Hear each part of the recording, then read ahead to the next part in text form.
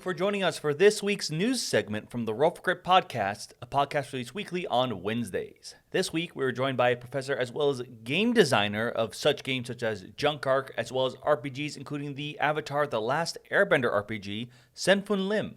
So it's time to roll up your character and get ready for the news encounters we have in store for you for the week of March 7th, 2022. First off, a bunch of new games announced that are going to be specifically premiering on the crowdfunding website Gamefound, who continues to up their game, no pun intended, because that's really too weak of a pun for me to even want to use it.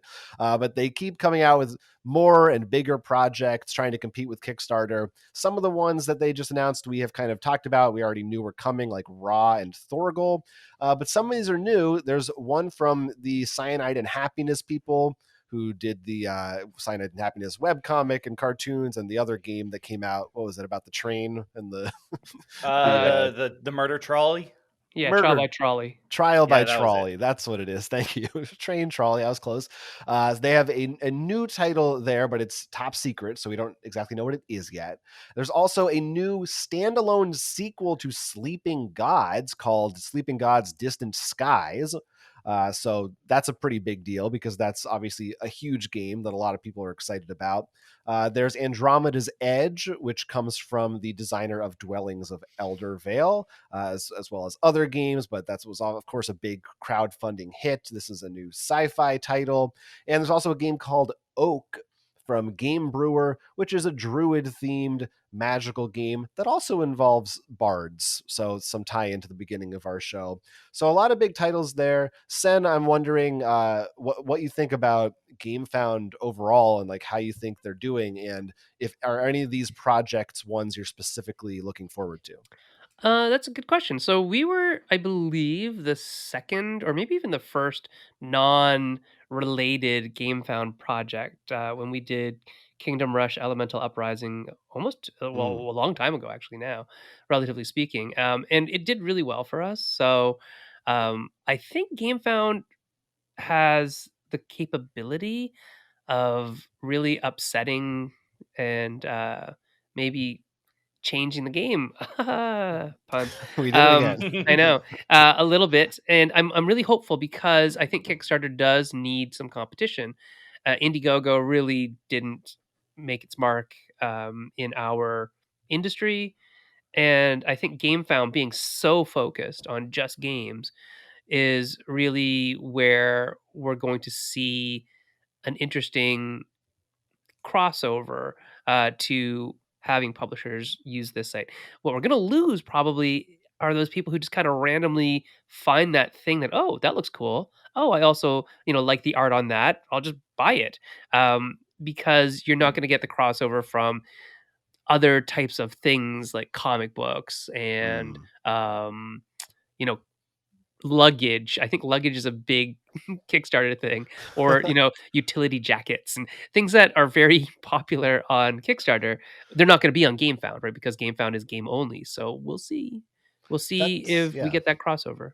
That's a great point that I don't know that I've ever really fully considered. That I think Gamefound is an excellent site, and but that is the flip side of being focused on one thing, is that you don't get the other people who aren't just looking for that one thing. Yeah, it's a really interesting problem that I think we have in the game industry in general. Typically, when I talk to people about marketing, they're like, "Oh yeah, ads on BGG, blah blah blah blah blah," and it's like, okay, you're yelling at the people who already know. Right. Marketing is actually forging new markets with people who don't know you. How are you doing that? I don't know, right? And so Gamefound doesn't do that necessarily, right? It is games only, game centric, very in the community, very much. If you're a gamer, you might know about Gamefound, but if you're anybody, you probably know about Kickstarter. So there's that difference, right? And we'll see. We'll see. Yeah, I agree, because partially Gamefound's website, one of the things that always bothers me when I do Kickstarter, for when we talk about later on in the podcast, there's a segment we talk about favorite crowdfunding. I can go, what's the newest things added? It's very easy for me to find these things. Gamefound, I find it much harder. It's like they have pledge managers and stuff. open, and it's like, wait, is it ongoing or did I miss it? I can find it. It's a little bit. It's like you should, unless you already knew, like when the next big Awaken Realms thing drops. You're saying because they have pledge managers sometimes for like projects that have already ended, right? And it's almost like it's just because you already knew, because you're already immersed in the world of gaming. Right. That's what I'm talking about, right? You're Mm-hmm. you're a cognoscente, right? You're like you're an insider, and it might feel good to be that, but it isn't really making the market bigger necessarily. Right. And that is the big thing about Kickstarter, right? It is we use it because it is a amazing marketing tool. And correct me if I'm wrong, board games are still a big chunk of Kickstarter. Oh God, yeah, So it's huge. so Yeah. it's definitely something where it's not like Kickstarter, like, okay, whatever, they're taking like a weird niche. This is No. something Kickstarter is gonna have to sweat a little bit over. Yeah, and I mean, there's a lot of stuff that Kickstarter recently has done that have been questionable in terms of listening to the creators that use the platform and whatnot with NFTs and the blockchain. Well, they're not doing NFTs, but the blockchain and whatnot. So we'll see how that pans out, and we'll see what the answer is in the end, right? Yeah, it's interesting. I mean, it's definitely all these projects. Some of them are pretty big ones. Mm-hmm. No doubt would have been on Kickstarter if there wasn't a Gamefound. So Oh, they're definitely 100%. taking a chunk out. That's for Yeah, sure. yeah. I mean, we almost made $1 million for the Elemental Uprising. That was like the second thing, and the first one we made over $1 million on Kickstarter. So it's not an insignificant amount of money that's leaving them. Right. Yeah. Well, any of these specific titles, are either of you excited about New Cyanide and Happiness or Sleeping Gods? Will and I haven't had the chance yet to play the original Sleeping Gods, but so it's a little early for me to be excited about another one. But it is cool. That's a pretty big one. Yeah, I mean, I'm always interested in what Ryan is doing. So Red Raven is a great brand in general, because it's like fully and wholly just Ryan and his family doing it, right? So it's Yeah. wonderful. Yeah, have you seen that? Maybe it hasn't come out yet, but it was on The Kickstarter, the movie? documentary. Yeah, Yeah, I haven't seen it yet, but I know who the person who made it, so I'm interested in seeing what it's all about yeah, because it's just pretty, a cool idea. pretty cool stuff there. What about you, Will? I mean, it's got a dinosaur on it, and it's a single player big story. Of course, I'm gonna be excited for that. I haven't played the Cyanide Happiness. I definitely think they fit along with the sort of Cards Against Humanity style games, which I thought it's you not did that try playing the. I played like once, but I mean, I haven't like really. It was like a demo Mm, during convention. got it. Yeah. So it's like they're not terrible. It's just maybe not my excitement, like when I'm most excited to try out. Right. Right. We talked a little bit about Thorgal, so I'm interested in that. I'm weirdly curious about Raw, mostly just because it's like one of those games that usually everyone's like, "Oh yeah, we've all played it." And it's one I haven't, so it's like, Oh. "Oh, there's a new one." We have a lot of those actually in our Yeah. in our back catalog that are shameful, and this is one of them. No And shame. It's opportunity, not shame. that's right, and it looks great. No, you reap the benefits because you wait long enough, a newer version comes out. Mhm. And hopefully it's a better version, but the art, at least the look of it looks great, I think. Yeah, it's Ian O'Toole on the graphic design, so Oh yeah, we'll can't see go what. wrong. Yeah. So these projects are launching throughout the rest of the year. We'll put a link to the announcement, and you can follow them all at Gamefound, and we'll see. It seems like they certainly show no sign of slowing down. It seems like everything I've seen. Has there been a Gamefound project that wasn't successful? I actually don't know what their success rate is, but it seems like because they focus on certain ones at any given time, I always see them reaching their goals. So That is also a good point. I mean, it is sort of semi still beta, right? It's yeah, not like Mhm. wide open, full throttle. So are they cherry picking? Maybe, right. right? Are they working with like vastly successful publishers? So let's see, Cyanide and Happiness, yes. Portal. Portal, yes. Andromeda's Edge. So Cardboard Alchemy did huge numbers in the last couple of games they did. And Luke Laurie is a known, designer property. So that's great. Ryan Lockout, Red Raven. Yeah, I mean, all of these so far are pretty high profile games, um, Right. even if you don't like them, right? Right. If you don't like the Cyanide and Happiness style game, it doesn't matter. You're not gonna buy it, but there's, like, Mhm. probably tens of thousands of people who will.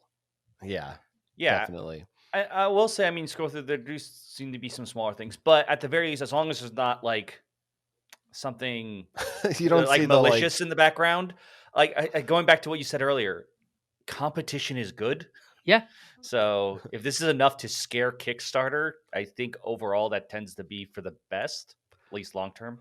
Yeah. I mean, certainly compared to Kickstarter, I feel like you're always scrolling through like a dozen projects that you don't care about. And not even that you don't care about, but that actually look bad. Like I do think GameFound has that going for it, that I look at this project and even the ones I'm not as interested in, I'm like, it looks like a game though. It's not some random mini or a political card game based on Donald Trump or whatever the flavor of the week is that someone Mhm. wants to make a quick buck off of. It is curated in a way that it seems like they're really trying. I do wonder if that's going to be the way they do it forever, or if there's going to be a point where they like officially launch and they do allow more people in.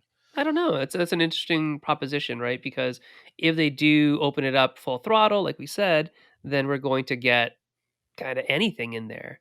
As it is right now, where it's semi curated, cherry picked, whatever you want to call it, it's like all high quality stuff. So if you go here, then you're going to get like the best of the best of the best, Mhm. perhaps, right? And I Right. think that's a good question to ask. One of the things that I've heard, I'm not sure if this is 100% true, and I don't know what stage it's at. I mean, I can probably go find out. But there was some hubbub the last couple of weeks, maybe 2 or 3 weeks ago, about GameFound working on a way to help publishers with VAT taxes to the UK and such, which is a huge deal. Huge, absolutely Oh my god, ginormous deal. I cannot imagine. Just because every time you read the shipping thing, I can just feel the pain of being like, all right, yeah, if yeah, we can try to get it there, but that now requires this, and oh god, like if GamePound can find a way to streamline shipping and the red tape there, Yeah. Right. that would be really good. Yeah, so, I don't know what stage that's at or if it's something that's still in the works, but that was a rumor that I heard, a couple weeks ago, and it is totally true, right? So, we printed a bunch of stuff in America, because we're like, "Okay, we can't do it in China right now. We want to make it real easy. Okay, so we're only going to sell it to English speaking countries." And then it's like, oh wait, one of the biggest English speaking countries is fairly impenetrable right now, just to the vagaries of VAT taxes. Hmm. And so it just cuts out a huge market if you don't have a way to work the tax magic, if you're not good at that kind of thing, right? Or if you don't have an agent over there. So it is a problem for smaller publishers, It, because it just is hard. It's inscrutable. yeah, and it make perfect sense for both Kickstarter and GameFound to actually look into this, considering board games. The European market is not something to ignore, and they do have the clout and money to probably make more sense to have, as you said, like maybe that personal agent or something. So if you are someone who's a little bit smaller, you can be like, "No, we got you. Look, here's how you get it over there." Yeah, that's all you need. Yeah. Yeah, it's the shipping situation is messy and it doesn't seem like it'll get easier anytime soon, but be great if these companies would play some kind of a role in making that a little bit easier. We've been talking about GameFound, and again, they announced these new games that'll be coming out on their service in the near future. But there's, we're still crowd board games are still relatively young and crowdfunding is still relatively young, so it'll be very interesting to see how these two things converge and what's different like 5 years from now. Who knows Yeah. what these systems will look like. But let's move on to game announcements that are just straight up coming out. At least I think they're coming out, not to a crowdfunding website. Actually, one of them's already out. So I'll mention a few here. Avatar: The Last Airbender is a new game from the Op called Fire Nation Rising. Already we got some excitement here. And this is a co-op game based on the animated series. They call it a card and dice game. You are recruiting heroes, and basically it sounds like going through the roughly the story of the Avatar series in broad strokes, facing off against the Fire Nation, trying to take them out. There's a big Fire Lord Ozai mini that sits in the middle of the board, and it looks like, yes, I believe this is using the same system as they've had a few other. They've had the Marvel, Thanos Star Rising Wars. and Vader Rising, whatever they were called. So if you're familiar with those games, did they have a SpongeBob one? I think so, yeah. Okay, so yeah, it's a system that they are relying on a little bit. Beyond that, there's also Gale Force 9, who has announced a new Dune game, another one called Arrakis: Dawn of the Fremen. And this is the first Dune game, I think, since the original Dune came out, that is designed by that same team, from the same designers as the original Dune title. And this one takes place before the context of the original Dune novel, and you play as Fremen leaders negotiating, trying to survive, get resources, things like that. And then third, I'll say there is a new Exploding Kittens game called Mantis, based on an oatmeal comic. It involves mantis shrimp, and it's a simple game, I think, in the vein of Exploding Kittens, wherein you are flipping cards over and either taking them for your own score pile or trying to mess up other people's score piles by trying to predict what the color of the card will be when you flip it over. So there's a few games, 3 games that really have almost nothing to do with each other. But I'll start back with you, Sen, because I know you have the privilege of actually being someone who has worked with the Avatar IP. Yeah, many times. So tell me what, I mean, if you can, a little bit about what that's been like. Obviously, you're a fan, and what you think about Fire Nation Rising, or what that franchise maybe could do in the tabletop world that hasn't been done yet. Well, I love Avatar. Avatar and Legend of Korra are like in my top 3 animated things of all time, so I absolutely adore it. And I'm really looking forward to this because this was the original system. The Rising system was designed by my friend Andrew Wolf, and I actually never got to play it because of things like, the pandemic and whatnot. So I've never got to play a Rising game, and this is the one that it's like, oh yeah, I'll get this one. I like Marvel, but I'm not a huge fan of like the cosmic stuff. So Thanos isn't my favorite type of thing. And I love Star Wars, but I just didn't get it. So this one I will 100% get this because Avatar and the whole license is very near and dear to my heart. We did the Legend of Korra board game, and then I was one of the writers on the Avatar Legends role playing game. And then there's other stuff that I can't talk about.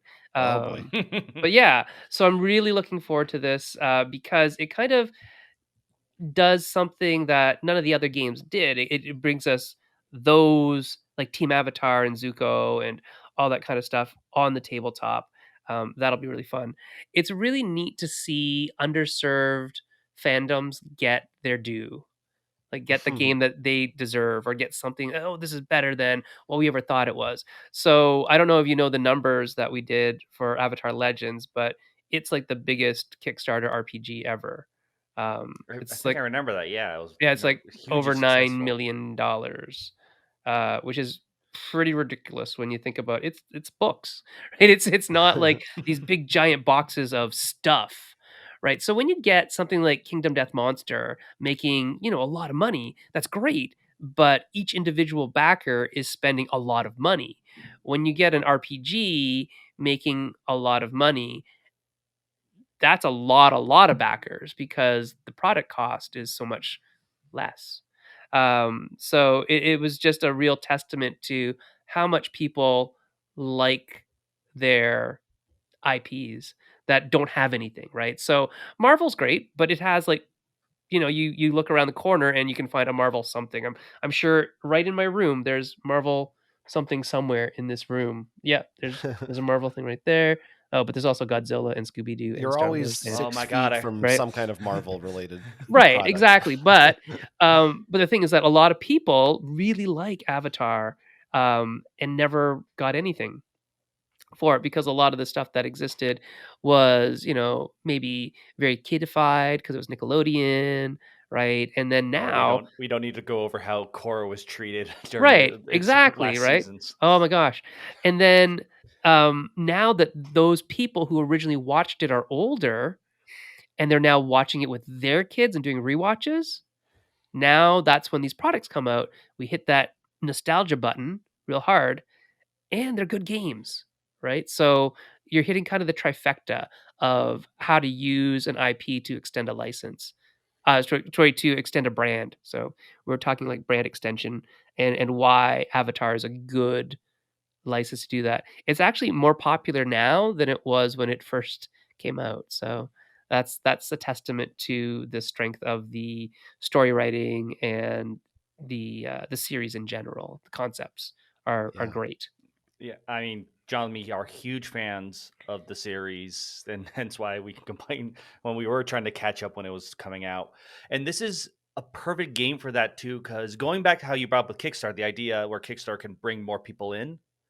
If you're a huge fan of Avatar, and then you finally see a game about it, And you it's can sit good. down and play. Yeah, no, it's good. Thank God that IP they finally learned that. Oh wait, we should actually make IP games good. But like this also is not one I feel like if someone who's never played a board game sat at a table, they're gonna be embarrassed about. Like Yeah, this is not the huge 4X that takes 4 hours that they're gonna feel bad they don't know the strategies. right, They're gonna be exactly. excited, they're gonna see the characters they love, and yeah, it's the perfect kind of bridging. Mhm. By the way, I had to look up because I did not know there's a SpongeBob one. There is. There is, yeah. And funny enough, I'm looking at that plus this core one. I'm like, the ones before, by the way, you didn't mention were Harry Potter and also Batman Who Laughs. I'm like, Right. these two actually look, or especially the SpongeBob one, looks much more different. Like it doesn't have a round board. And Yeah, I I think think I think Plankton all of them moves. have some difference to them, Mhm. right? Otherwise, why Interesting. buy it? And so, yeah, it's actually really neat when you work in licensed games a lot, like I do. It's actually pretty fun to take an existing system and modify it for different licenses because it has to be real for that license. It's got to fit. And I think a lot of people just don't understand the skill and the craftsmanship that it takes to do that well. And I really do think that the op does a good job with Oh, that kind of stuff. when you see it happen perfectly, it's such an amazing thing. I think a great example I know that I love that just happened. Magic released a secret layer about Street Fighter, Oh yeah, yeah, yeah. and Chun Li has the ability called multi kick. Of course It's she does. appeared on cards before, but the fact it's on her card is just hilarious. Yeah, right. And it's those little callbacks that fans will like go, "Oh, that's amazing," and then people who aren't fans just think it's that fits, sure. Yeah. But yeah, Mhm. and it's really neat actually. Just talking about the RPG.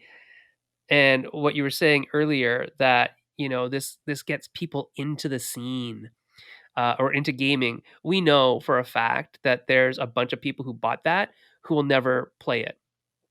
We actually write RPGs, um, as a source book, as a world building book, as a, telling you about the world more than just a game. It has to serve a bunch of purposes. Right. It's like a coffee So table book in one yeah, person's yeah, house. I mean, it that can definitely also is be played.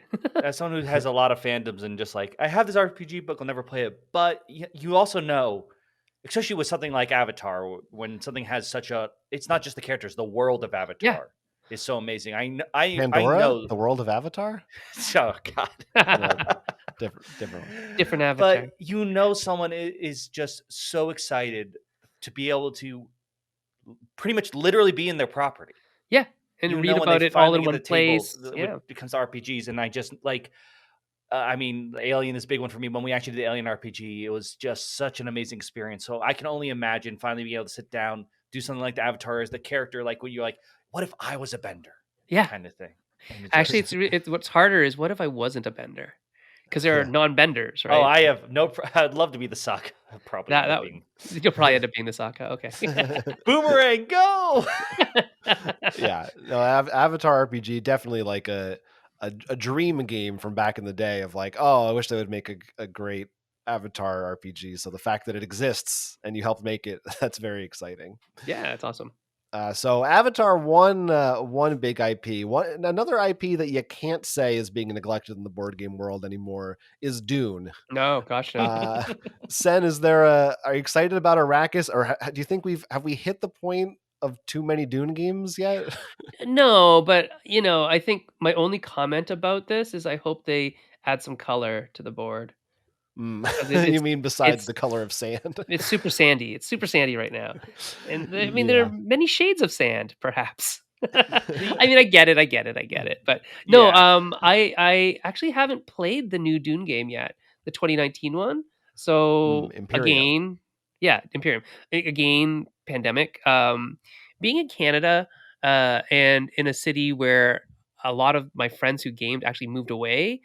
Because it's usually we're a university city, the city I live in, and so most of the time it's like they come, they do their PhD, and then they leave. And so a lot of the gamers that I know have gone.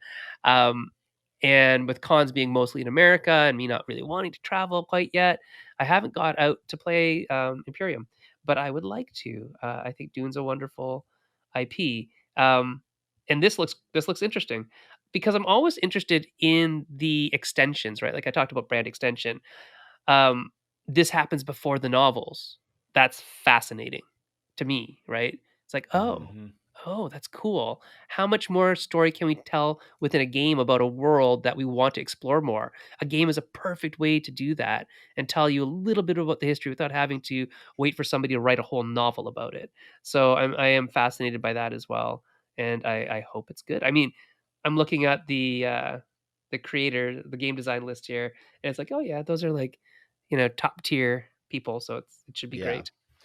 I definitely like that they're doing the prequel thing a bit more because my biggest worry with all the Dune games is as much that it's flooded per se, but it's more that it's because of the movie came out. They're all part one, Yeah, right. and that's I think the more dangerous aspect.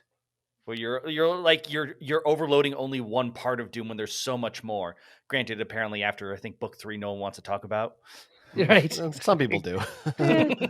The fringe weirdos shouting at you outside of the library or whatever.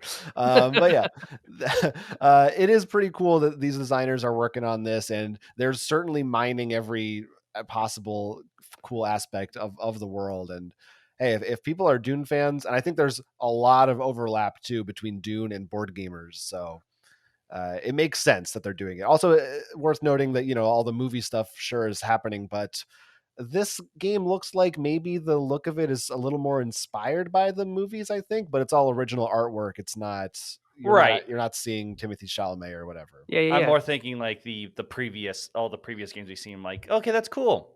Still first movie. Right. As someone who look, I have not read the books. I know you have, Jonathan. So it's always that like I know there's more though. So Yeah, I sometimes mean, like you've seen most of it. That's pretty much what there is in the first book. the worm sands, you got it all. Yeah, Yep. that's pretty much what's there. And then I mean, Mantis, not exactly my cup of tea, but this one, Mantis from Exploding Kittens, is actually available at Target right now. They announced it, and that's where it is exclusively. Anyone have specific thoughts or excitement for the Mantis game? It does look colorful and wacky. Yeah, I mean, I'm all in for trying any game at least once. That's fine. Um, I'm also really trying to explore the ideas of how do you make a game stick in mass market. That is a hard nut to crack. It's way harder than hobby, because you have to aim for a certain level of knowledge and you can't go above it, because there's just only so much background knowledge the mass audience has about games, and you can't go much further because you'll kind of break the barrier of their tolerance, right? You'll pass that threshold. So it is always fascinating to me, how a game hits mass market, sticks, and has legs past that. So And I like mantis shrimp because they can do some cool stuff. So there you go. Oh, Apparently. yeah, mantis shrimp are crazy in real life. But if for anyone who wants to try and like understand that, try to explain a game to people who've never played a game before. Yeah. Right. Like, because as someone, I have realized, even, and this is a great example I've failed, I used a word thinking it was just a general word. And then Jonathan's like, is that from Magic the Gathering? I'm like, no, it's not. It was. I'm just so used to certain terminology Which things that I word? forget that dirtle. The word was dirtle, and at least me and one other person are sitting there like, did he mess up a word? Is that a word? No, I I don't thought know. that was just a general term, but apparently it's magic.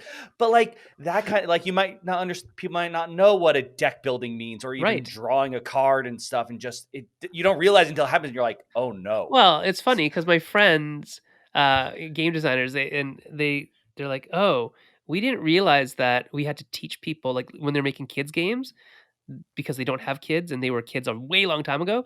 Like, oh, I didn't realize we had to explain how to roll a die. It's like, yeah, kids don't know that. Kids don't know how to roll a Well, die. I mean, compared to some, not compared. If you look at some of the Reddit threads on Board Game Subreddit, there are still arguments on how to roll a die. Sure. Yeah, Also that's true. a tough one. Yeah, I wonder if Mantis will, break through in terms of mainstream. It's not. I wouldn't think it's quite as marketable as Cats, but I guess if it says Exploding Kittens on the side, people are still gonna be interested in it. I will say, because I do like his art style in his comics. I would love for him to make a game though that's much more, because he does some really like deep, thoughtful comics, or like much more. Well, does and he I get have why anything to do with the design of them? I thought they just took his comics and ran with it. He, I'm sure because a lot of them are Kickstarter. He could probably just like, hey, do you guys mind if I just do this really weird game? Maybe. Like that's I don't about know. the existential crisis of running. I know Eric Lang is now involved with Exploding Kittens, so there's a Yep. good chance he had a hand in this game. So Yeah. that's worth noting. So that's Mantis, which is out there Target right now. And then real quick, a couple of kind of expansion or add-on content announcements. Terra Mystica is getting a big box for $150. It includes the base game, 2 expansions, and a solo mode in a box that they say is just a little bigger than the original box, so nothing that will take up a whole shelf. And also the Loop from Pandasaurus is getting its first expansion, The Revenge of Fauxzilla. Now I really like Terra Mystica. I'm a big fan of it, and I don't have any of the expansion stuff. This actually looks kind of nice. I kind of like that. I don't think there's anything in here that's particularly new or exclusive, although I'm not actually sure about the solo mode. I don't know if that was included anywhere else before this, but maybe worth an upgrade, although it is $150. I also imagine that I always, whenever they announce boxes like this, I'm always kind of questioning who it's for, because if you're a big fan, don't you already have those expansions? And if you're not, are you really going to pay $150 for a game you've never played before? But people do that It's a on highly Kickstarter all the rated time. game, yeah. So. And it's all in one, and you got to have it all, and you're a completist. Yeah. I feel a bit called out right now. Yeah, I mean, we've all done it on Kickstarter. I tried not to do it. I actually didn't do it. I think it's over right now, but the Unsettled Kickstarter, I was really on the verge of doing it, and I was like, I just don't think I want to spend $200 right now for a game I've never played. Well, that's it, right? If I get a game on Kickstarter, it's always all in because I don't want to have to look for other stuff. Right. I just don't want to do that when I find out, oh, it was really good, that one thing that you didn't get. Ugh. Or worse, when sometimes I'll just, I'll buy something here and there, and then when the next Kickstarter comes up, I don't remember which things I have Right. or I I've don't done have. that. So like I have backed Kickstarters and bought the same expansion twice because I just forgot I had it somewhere. Well, what you not do with that proud. is you sell that, and now and your old copy of Terra Mystica, and now you can get the big box. There you go. Done That's and the done. strategy. Will I don't you know if it's actually? a good one. I know. Yeah, we'll see. Will, I know you played the Loop. I didn't. So is this Fauxzilla? Are you excited about the idea of more content? Yeah, I'm really curious. I thought it was a really fun game, a bit random, but just that right amount where it's almost silly. You can just laugh at it. So I like the new player characters. It looks like one actually is like Viking twins. Mhm. So it looks like you control two. That looks fantastic. I'm curious what in the world Fauxzilla actually will do. Yeah. Who But knows? it's a good cooperative game that is very punny. So I'm in for it. All right. So that one is releasing August 3rd, I guess just in time for Gen Con this year, probably. And the Terra Mystica box is available for pre-order today, I think, or soon. And that is all the big new game announcements. For some reason, there were just a bunch of them this week. Do us a favor, like this video, subscribe to our channel, or if you really like us, you can support us on Patreon. Become a high roller today for exclusive bonus content. We also have a podcast now. You can check that out at rollforcrit.com/podcast. Weekly episodes with special guests you definitely want to listen to.